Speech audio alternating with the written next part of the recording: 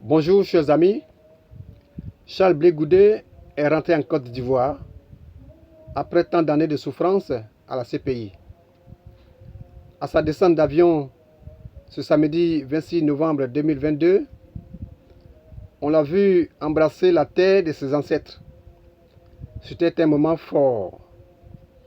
Il est ensuite arrivé à Yopougon, à la place mythique CP1, sous une pluie battante et dans un accueil triomphal de ses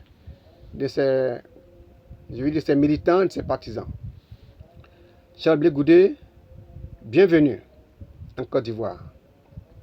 Alors, Charles Blé Goudé avait promis la sobriété en l'honneur des disparus de cette guerre 2010-2011 qu'il a conduit à la CPI. Est-ce que cette sobriété a été respectée? Oui et non. Oui, dans une certaine mesure, à l'aéroport, qui est en quelque sorte une institution républicaine. Donc, comme cela a été promis, la mobilisation n'a pas été faite à l'aéroport. Donc, la sobriété a été observée à l'aéroport. Maintenant, à Yopougon, est-ce que Charles Blé Goudé peut véritablement observer cette sobriété? Non, cela ne pouvait pas se faire parce que Charles Blé Goudé est un homme politique. Et donc, un homme politique, un homme de terrain. Donc, il a vécu le bain des foules depuis les années du syndicalisme jusqu'en politique. Donc, pendant des années, le bain des foules lui a manqué. Donc, en venant à cet endroit-là, à la place CP1, c'est triomphalement qu'il a levé les bras, qu'il a jeté les bras pour manifester, donc pour démontrer son triomphe, pour manifester sa joie, sa victoire. Mais triomphe par rapport à quoi?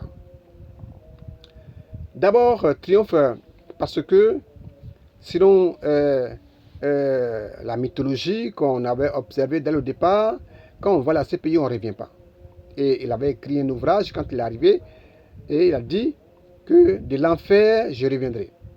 Donc voilà ce Blé Goudé qui rentre en Côte d'Ivoire. C'est un triomphe. Triomphe parce que après tant de souffrances à la CPI, après tant d'années de procès, il a gagné proprement son procès, il a été acquitté. C'est un triomphe qu'il faut saluer, donc que nous pouvons voir à travers la manifestation de ses bras, à travers le fait qu'il agite en tout cas les bras en l'air. C'est une joie, c'est un triomphe, c'est une victoire. Après son acquittement, les choses n'ont pas été faciles. Il n'a pas pu obtenir son passeport facilement. Il a fallu encore lutter et donc obtenir le passeport. Donc c'est un triomphe, c'est une victoire qu'on peut voir à travers les mains en l'air. Ensuite, après avoir obtenu le passeport, il fallait avoir la possibilité maintenant de rentrer en Côte d'Ivoire. Cela n'a pas été le cas aussi facilement. Donc, il a mis du temps. Il a mis du temps à avoir la possibilité de rentrer en Côte d'Ivoire. Donc, il a eu la possibilité. C'est une victoire. Donc, il y a ça. Et puis, il a pris l'avion. Prendre l'avion et rentrer en Côte d'Ivoire. Il pouvait ne pas rentrer. L'avion pouvait ne pas atterrir. Il pouvait ne pas arriver en Côte d'Ivoire. Il peut se passer beaucoup de choses. Mais il est arrivé. C'est une victoire qu'on peut voir à travers les deux bras en l'air. Il est arrivé en Côte d'Ivoire, c'est une bonne chose. Maintenant, de l'aéroport à Yopougon, la place mythique en question, il peut aussi ne pas arriver à destination. Oui, il pouvait ne pas arriver, mais il est arrivé. Donc c'est une victoire qu'il faut manifester à travers le triomphe, à travers donc l'expression du triomphe, l'expression de la victoire qu'on peut voir à travers ses bras en l'air. Et puis le voilà qui retrouve donc ses partisans. Charles Blé Goudé, comme je l'ai dit, c'est un homme de terrain. Et donc le bain lui manquait.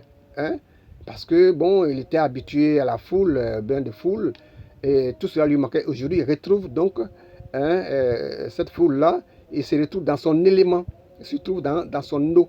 Parce que le capitaine sans son eau, en tout cas, il n'est rien.